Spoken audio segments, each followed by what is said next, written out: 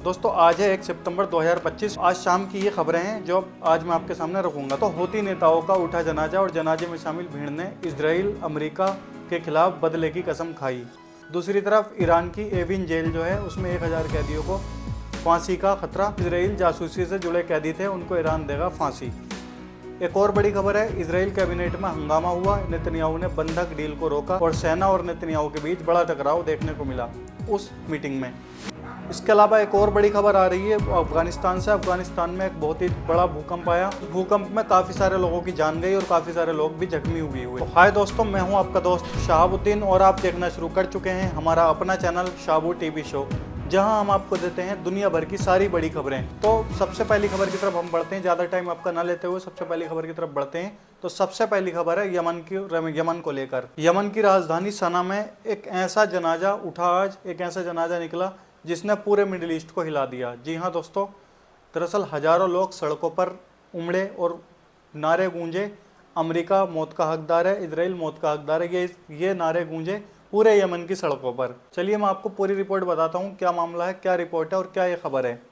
हुआ क्या, इजराइल के हालिया हवाई हमले में 12 बड़े हूती नेताओं की मौत हो गई, जिनमें यमन के प्रधानमंत्री भी शामिल थे। ये हमला बीते गुरुवार को हुआ, जब लोग हूती नेता अब्दुल मलिक अल हूती जो हैं उनका टीवी पर भाषण सुन रहे थे, तब ये हमला हुआ और वहाँ पर ये इकट्ठे थे। इस हमले में हूती सरकार का लगभग पूरा मंत्रिमंडल तबाह हो गया।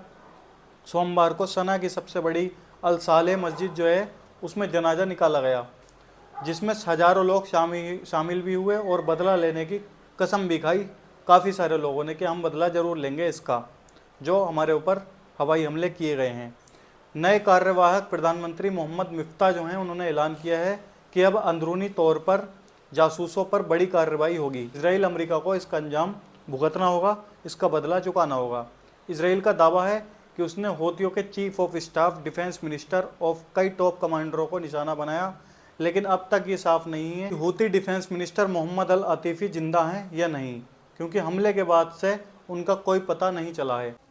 तो बड़ा सवाल ये है दोस्तों, क्या यमन अब इजराइल के खिलाफ सीधा मोर्चा खोल देगा या फिर जनाजा मिडिल ईस्ट में एक और बड़ी जंग की शुरुआत का ऐलान है। मतलब जो यमन के नेताओं ने जो जनाजे में शामिल थे उन्होंने अब धमकी दी है और कहा है कि अब हम जो है पीछे नहीं हटेंगे और इसका बदला ज़रूर चुकाना होगा इजराइल को।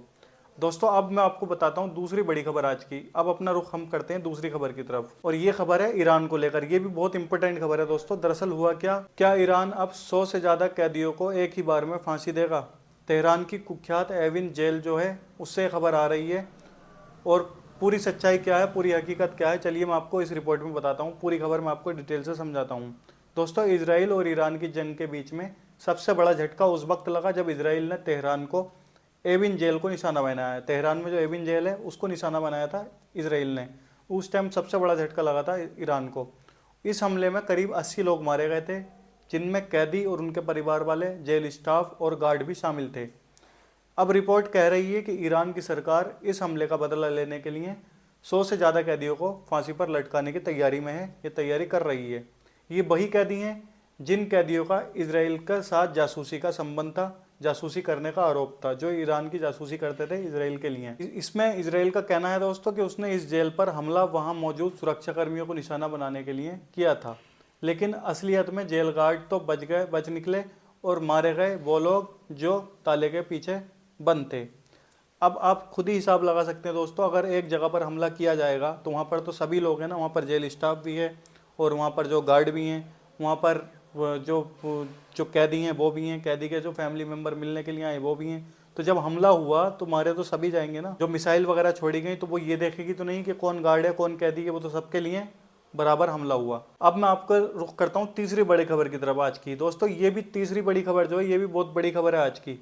इजराइल की कैबिनेट मीटिंग जो हुई थी हाल ही में, मैंने आपको बताया था कि इजराइल में कैबिनेट मीटिंग चल रही है, तो उसमें झगड़ा हुआ। एक तरफ बंधकों को छुड़ाने की डील चल रही थी और दूसरी तरफ जंग को आगे बढ़ाने का प्लान।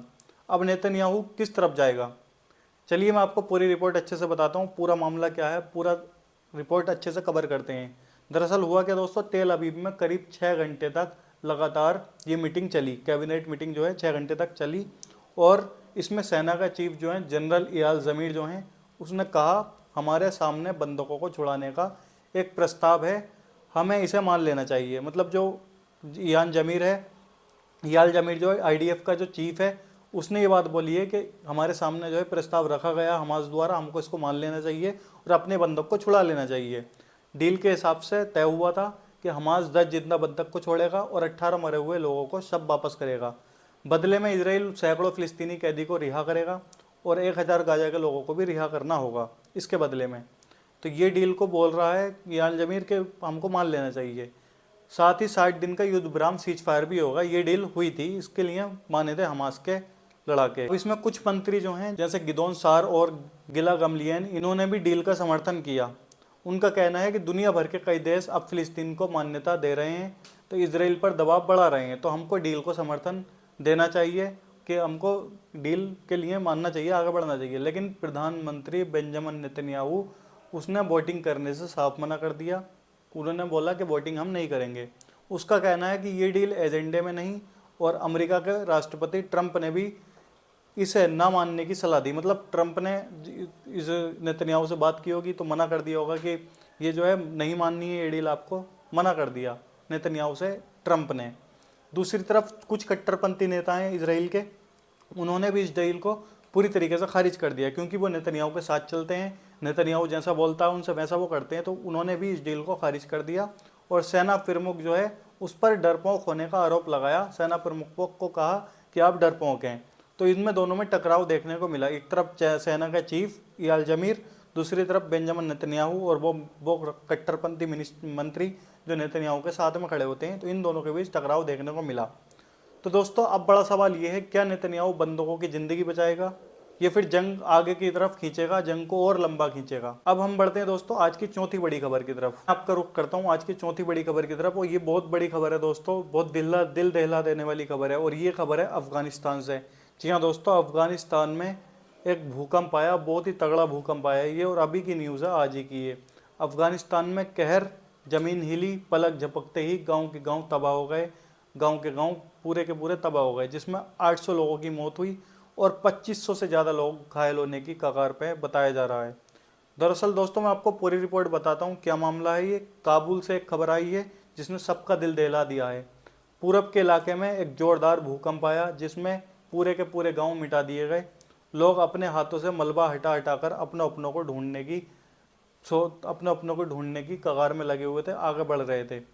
तालिबान सरकार ने बताया है अब तक 800 से ज़्यादा लोगों की मौत हो चुकी है और 2500 से जो ज़्यादा लोग घायल हो चुके हैं। दोस्तों ये सिर्फ आंकड़े नहीं हैं, ये सैकड़ों परिवारों का उजड़ जाना है। दुआ कीजिए कि और जाने ना जाएं।